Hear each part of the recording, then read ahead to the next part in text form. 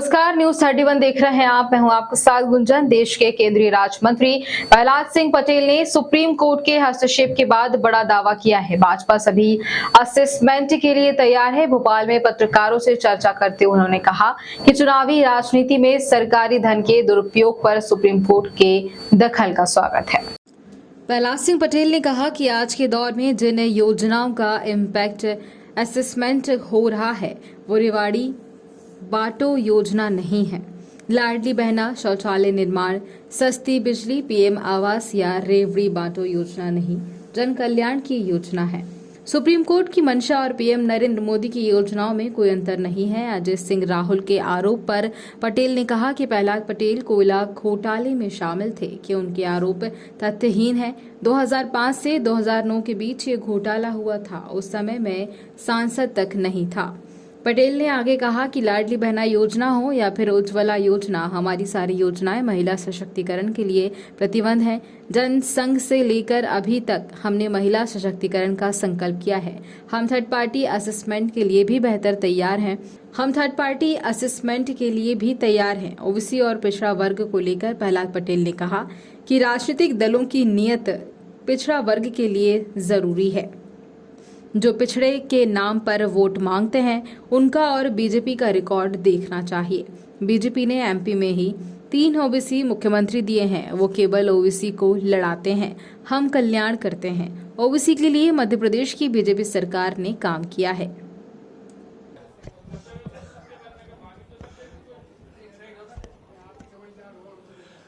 Bhopal media centre की इस पत्रकार वार्ता में उपस्थित सभी प्रिंट मीडिया, इलेक्ट्रॉनिक मीडिया और फोटो जर्नलिस्ट सभी का मैं अपनी तरफ से और भारतीय जनता पार्टी की तरफ से हार्दिक स्वागत और अभिनंदन करता हूं।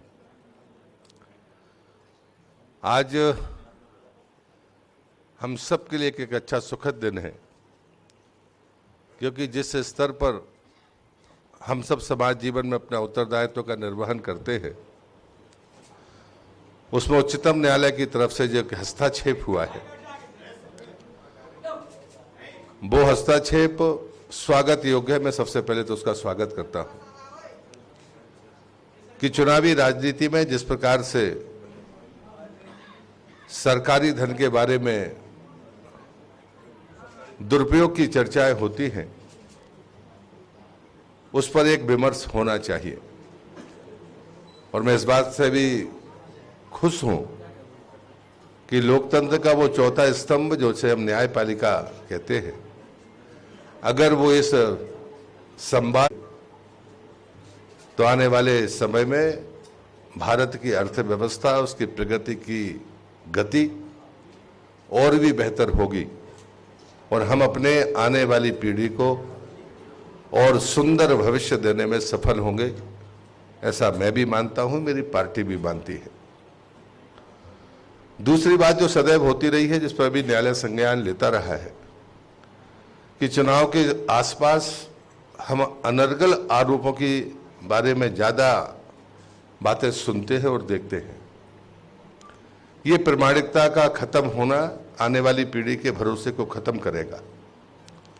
और इसलिए मैं, चूंकि अभी उम्मीदवार हूं, एक कांग्रेस के नेता अजय सिंह जी राहुल नरसिंहपुर गए थे और उन्होंने कह दिया कि प्रहलाद पटेल कोयला मंत्री थे और वो भी कोयला घोटाले में शामिल थे। आपको पता है, किसी मीडिया ने संज्ञान नहीं लिया, लेकिन वो वीडियो मैंने देखा और मेरे अनुज ने उनको नोटिस भी दिया है। लेकिन मैं 2-3 बातें आपके सामने सफाई के तौर पर नहीं, कि तथ्यों से कितने परे कांग्रेस जाती है या कांग्रेस के नेता जाते हैं। और मुझे लगता है कि जी अजय सिंह जी के साथ एक शब्द जुड़ा हुआ है, राहुल। और राहुल नाम का इम्पैक्ट है, मुझे लगता है कि वो इस सीमा तक चले गए। 2005 से 2009 के बीच में जो कोयला घोटाला हुआ, उस पर वो सारी रिपोर्ट सीजीए जी ने 2012 में दी थी। मैं सौभाग्य से 2004 से लेकर 14 तक सांसद भी नहीं था, मंत्री तो दूर की बात है। मतलब ऐसी अनर्गल बातें जो तथ्य से इतने परे हों, अगर मैं शायद सांसद भी होता तो भी बात अलग है। और इसलिए और दूसरी बात यह है, मैं नैतिक मूल्यों के समर्थन का सिर्फ बातों की जमा खर्च में समर्थन नहीं करता। मुझे गर्व है मेरे ऊपर या मेरी खानदान में किसी के ऊपर अभी तक आर्थिक आरोप नहीं है इस बात का, और इसलिए नैतिक मूल्यों की राजनीति में हमें इन बातों की चिंता करनी चाहिए।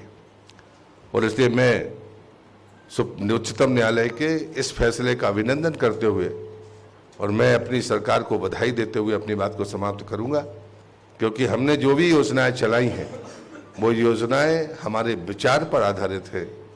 उसके पीछे जो इम्पैक्ट होता है उसका असेसमेंट कराने वाले हम लोग हैं, थर्ड पार्टी असेसमेंट कराने वाले हम लोग हैं, और ऐसे मैं सैकड़ों उदाहरण आपके सामने रख सकता हूं। और इसलिए मैं उच्चतम न्यायालय के इस फैसले का हृदय से स्वागत करता हूं। अगर कोई बात आप प्रश्न पूछेंगे तो मैं निश्चित रूप से जवाब दूंगा। इसी तरह की तमाम ताजा खबरों के अपडेट्स के लिए News 31 पर बने रहिए। नमस्कार।